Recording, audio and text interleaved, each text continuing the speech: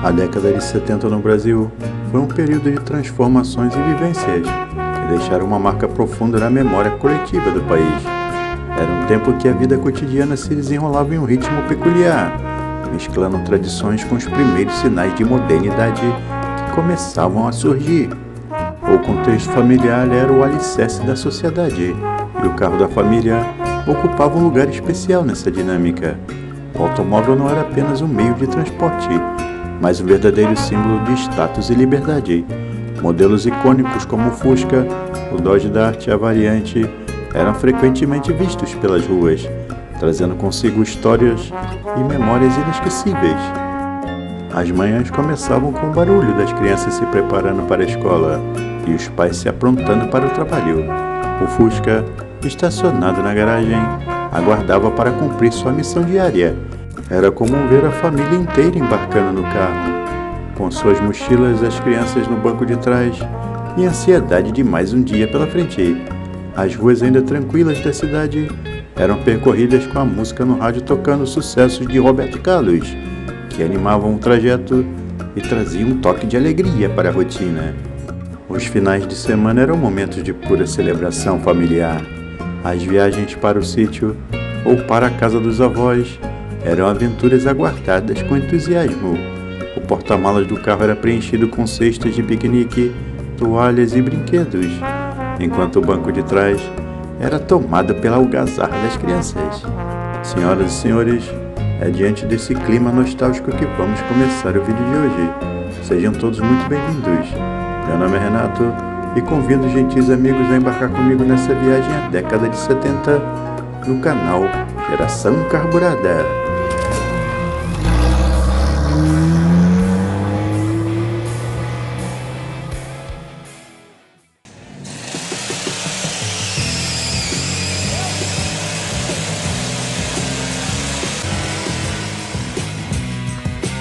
No vídeo de hoje vamos falar dos carros que marcaram os extravagantes anos 70, década que nos apresentou os muscle cars made in Brasil.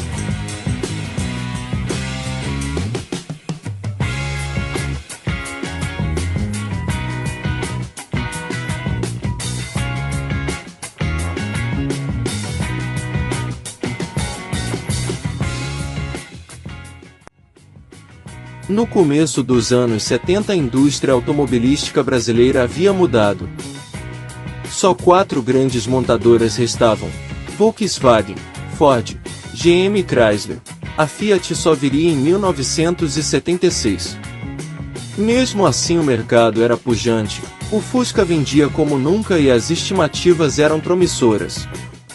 É diante deste cenário que a Chrysler apresenta seu coupé, derivado do sedã Dodge Dart. Com linhas agradáveis, o Dart Coupé 2 portas daria origem ao Charger RT. No fim de 1970, a Volkswagen substituiu o Volkswagen 4 portas pela TL 1600, um fastback inspirado no seu correspondente alemão. Tinha motor plano com dupla carburação. A GM lançou em 1970 a versão esportiva do Opala, o modelo SS, ainda com a carroceria sedã 4 portas. Teve a cilindrada do motor aumentada de 3.800 para 4.100 cm3. O Corcel GT, versão esportiva do coupé médio da Ford, tinha carburador de corpo duplo, mais potência, faróis de neblina e pintura esportiva. O Puma Spider, um coupé aberto, conversível, com aerofólio, era equipado com motor Volkswagen 1600 e podia ser vendido com capota de lona ou de fibra de vidro. A berlina de luxo, com mecânica e estrutura iguais às do Corcel, além de espaçosa, tinha faixas laterais imitando madeira, como as Wagons americanas da marca. O Dodge Charger RT, a versão esportiva e mais luxuosa da linha Dart, tinha duplo cano de escape e o motor V8 318 polegadas era mais possante. O Karmann Ghia TC, coupé com imitação estilística do Porsche 911, tinha mecânica igual à do TL 1600. Substituiu o modelo anterior, mas não teve o mesmo êxito. O Opala de 4 portas já era um sucesso no mercado quando a GM apresentou o Opala Coupé.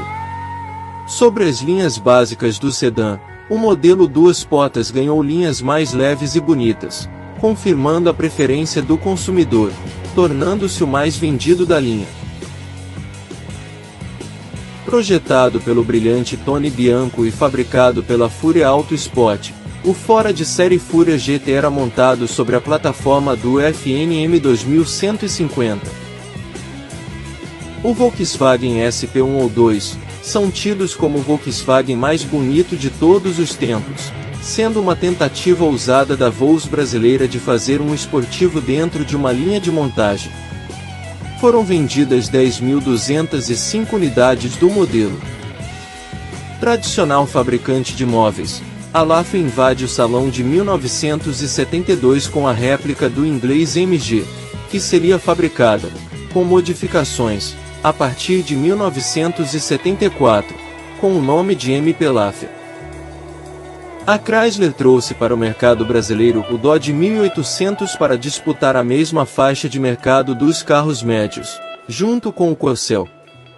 Como foi lançado às pressas, muitos problemas apareceram, arranhando a imagem do carrinho. Com a Brasília, a Volkswagen conseguiu criar um veículo considerado tipicamente brasileiro, uma perua que dominou o mercado dos carros pequenos, ditando uma moda e criando uma tendência. Só vendeu menos que o Fusca. A GM lançou simultaneamente no Brasil, Estados Unidos e Europa um carro pequeno, moderno e econômico.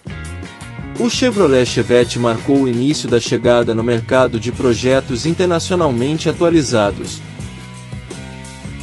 A Ford ampliou sua participação no mercado com a linha Maverick, médio americano que se situou entre o Galaxy e o Corcel, sendo produzido até 1979.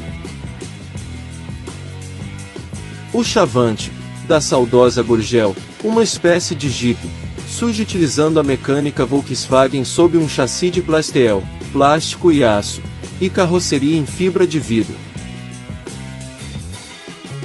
A linha Corcel sofre uma restilização para a linha 74, recebeu uma nova frente e novas lanternas traseiras, além do motor mais potente de 1.400 cm3. Planejada durante muito tempo, a perua Opala Caravan finalmente chega para disputar o mercado, apesar de promissor, ainda pouco explorado, tendo a Corcel Belina como sua única rival. O Volks 1600S, que ficou conhecido como Super Fuscão ou Besorrão, destacava-se pela tomada de ar sobre o capô e pela mecânica de 1.600 cm3. Não durou muito no mercado. O Puma GTO, sigla depois alterada para GTB, foi uma das grandes vedetes do Salão do Automóvel de 1974. Esportivo luxuoso e caro, tinha o motor 6 cilindros do Opala. A Volkswagen quebra também no Brasil sua tradição de motores refrigerados a ar com o Passat, com motor refrigerado a água e tração dianteira. Seria um dos maiores sucessos da história da Volkswagen. Depois de comprar a FNM, a Alfa Romeo reprojeta o antigo JK na Itália e apresenta o Alfa Romeo 2300, com estilo totalmente novo, mecânica melhorada e freios a disco nas 4 rodas. Símbolo do pioneirismo e da visão de futuro do Dr. João Augusto Conrado do Amaral Gurgel. O primeiro carro elétrico funcional do Brasil, o Gurgel Itaipu, foi projetado para uso urbano, tendo baterias recarregáveis em simples pontos de luz. Como de hábito, não contou com o suporte governamental para desenvolvimento e produção. O projeto do Mini Puma também não chegou às linhas de montagem. Um carro ultra compacto, para 2 pessoas, com motor de 2 cilindros que poderia fazer 20 km por litro no uso urbano. Seria feito em parceria com a japonesa Daihatsu.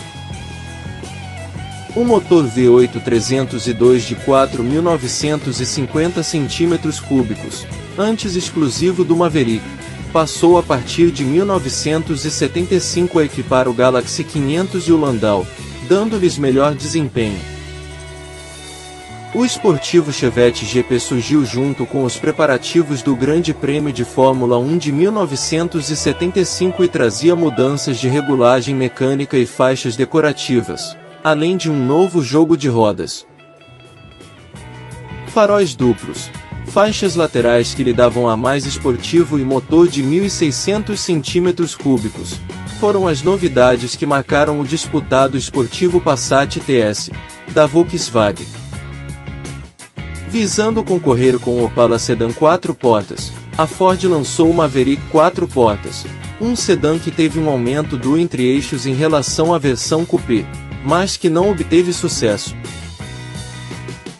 O primeiro modelo Fiat produzido no Brasil, o revolucionário 147, trazia pequenas modificações em relação às linhas do original italiano 127, mas a estrutura era 80 kg mais robusta que a dos carros vendidos na Itália, justamente para suportar as condições das estradas brasileiras. O Dodge Polara representou uma sensível evolução do 1800, mais potência e melhoria geral do veículo, trazendo a boa reputação. Ao reprojetar o Corcel, transformando no Corcel 2, a Ford seguiu a nova tendência estilística mundial, trazendo para o mercado brasileiro um carro moderno com um novo conjunto óptico, quadrado, com uma grade aerodinâmica, novos para-choques e lanternas traseiras envolventes. Um dos mais célebres foras de série brasileiros, o Miura começou sua trajetória vitoriosa no final dos anos 70, com chassi mecânica Volkswagen em pequenas quantidades.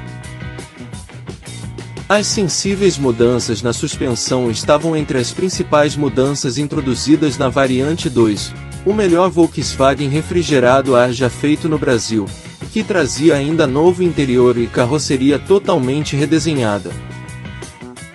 O Fiat 147 Rally tornou-se a versão esportiva da linha 147, com carburador importado e o valente motor de 1.300 cm3.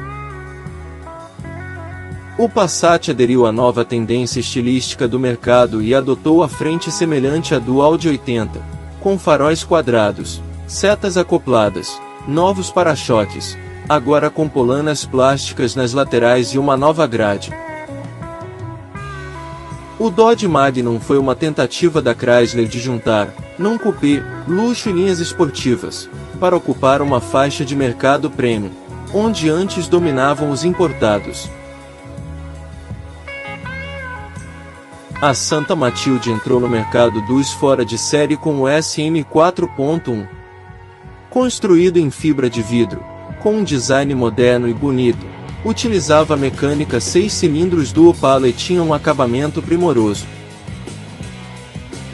O Ventura da L Automobile era considerado um dos mais clássicos esportivos brasileiros. Sua mecânica era da variante 2. Total reformulação da linha Opala, que acompanha, também, a tendência mais moderna do mercado, nova frente, com faróis e setas acopladas e quadradas, novos para-choques, nova traseira com lanternas grandes e envolventes. O interior ainda permanecia antigo.